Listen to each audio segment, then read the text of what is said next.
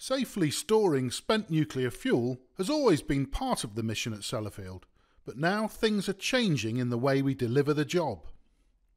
The fuel removal machine here is picking up cans of spent nuclear fuel from one container and putting them into the charge holes of another.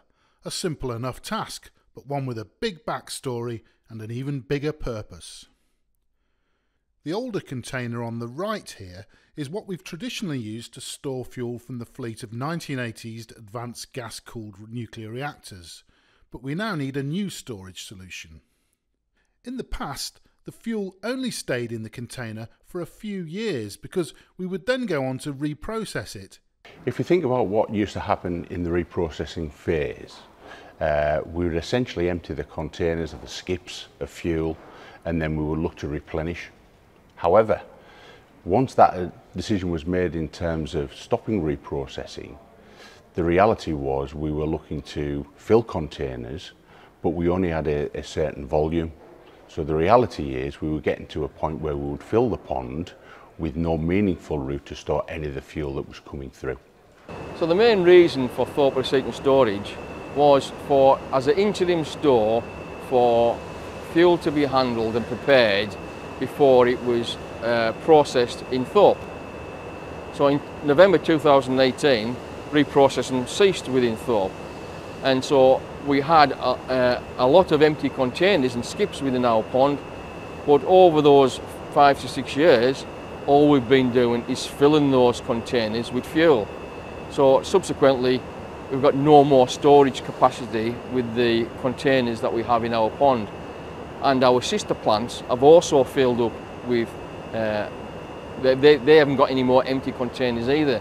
Our solution was to build the new container we're now filling with fuel, our 63 can rack. It takes up less space on the pond floor than the old containers, so more can go in.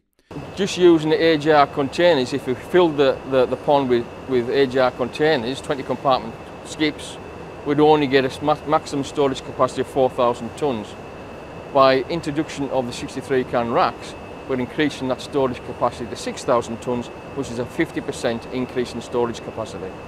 Its lid is designed to keep the water inside the rack completely isolated from the water in the pond, so that if the fuel did corrode, despite being submerged in a highly alkaline solution, then it won't contaminate the whole pond.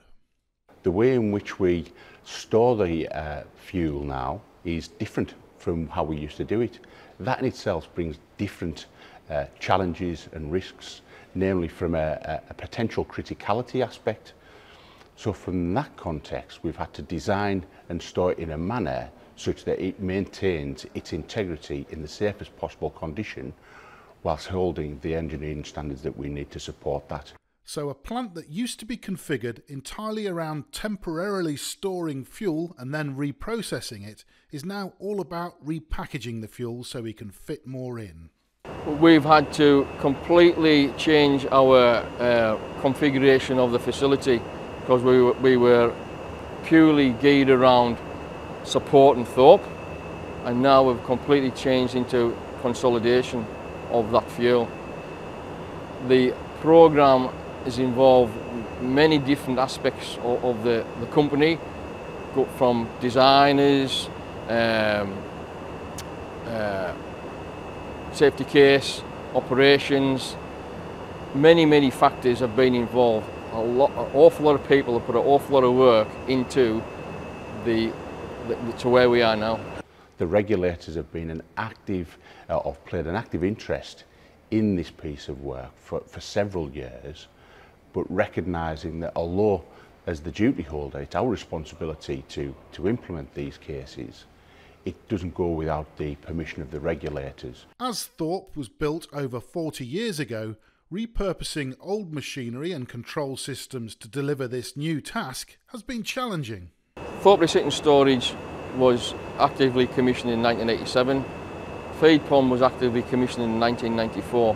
They both use similar in-stem computerised control systems, all very old and lots of obsolescence issues with those computers. The challenge has been that there is programs to update all of the control systems, but that takes a lot of design work and a lot of time, and it's the time that we didn't have to change those control systems. They are all programmed to be changed. The first control systems to be changed will be the fuel removal machines and the rack handler in feed pond, and that'll be roughly 2027, and then after that all the other machines will be changed. Changing the way a nuclear plant operates is never simple. There's a long and complex backstory to many different components of this work, not least getting the new racks built. We started the design work back in 2008 for these 5.5 metre high, 7 tonne stainless steel giants. The first prototype was built in 2014, and then 8 more were manufactured. 7 years ago, we involved an alliance of Cumbrian manufacturers led by Bendalls Engineering and West Cumberland Engineering, which also included our own manufacturing shop at Sellafield. This alliance built 8 more Hybrid 1 racks, and then in 2021 we ramped up into high volume manufacturing with a new, better Hybrid 2 rack. 80 of the new racks are being built by Stoke-based manufacturer Goodwins, and another 80 by the Cumbrian Manufacturing Alliance. For Carlisle-based Bendalls, it's a key contract supporting the business. So each rack has to be dimensionally accurate to the other rack. So tolerances, control and distortion is very important to the success of each build. We worked very hard with the production team, the engineers, to overcome some real problems in that particular area. And by being able to control the distortion, we were able to, produce the rack to the requirements of the client.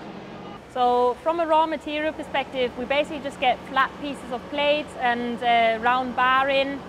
The plate then gets folded, welded and inspected. The round bars get milling and turning activities going on, and then that basically comes in on one side of the factory. All of those processes happen throughout the building, and then at the final end we'll have the final product and the rack will go out on the other side of the factory. It's about between 1,000 and 1,500 hours to complete, from the raw material coming in on one side and the finished product going out the other side, including any testing activities. It's got quite a lot of tight tolerances on it. The design has been simplified from the Hybrid 1s to the Hybrid 2s, involved a lot more machining now rather than welding, which is controlling the distortion and obviously giving us the high precision parts and components to be able to slot them just together.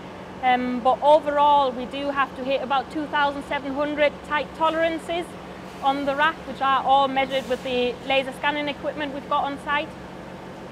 The nature of the repetitive volume production work is ideal to train apprentices.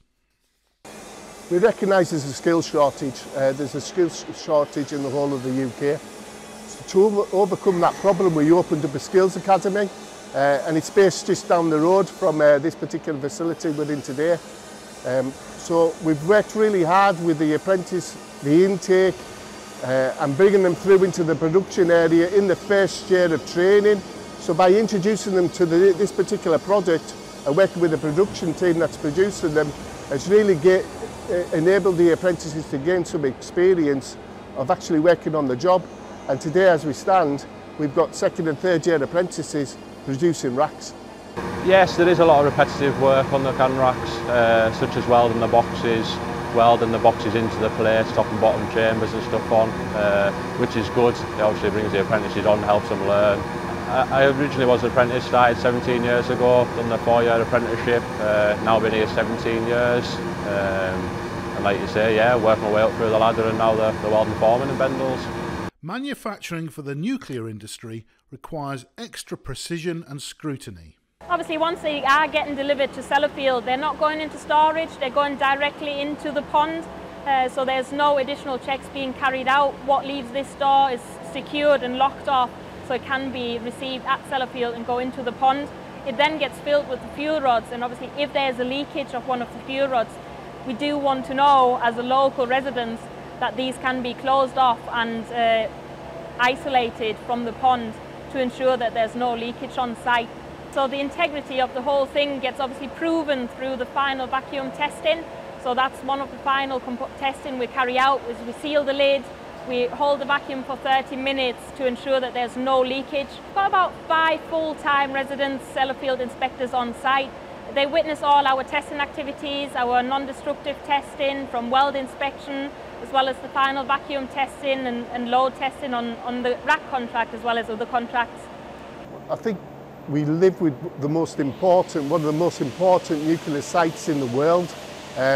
Because we live and we deliver to that facility, we know the importance of nuclear safety to the client. It's bred into us. As well as making even more racks, there will also be a need for manufacturing work to support future improvements in the Thorpe receipt and storage pond. So we are the eyes and ears of what that material does, what it looks like over the next few decades. And we do that by means of chemical control of pond activity, but also a significant undertaking that we're looking at is the heat that's introduced into the pond.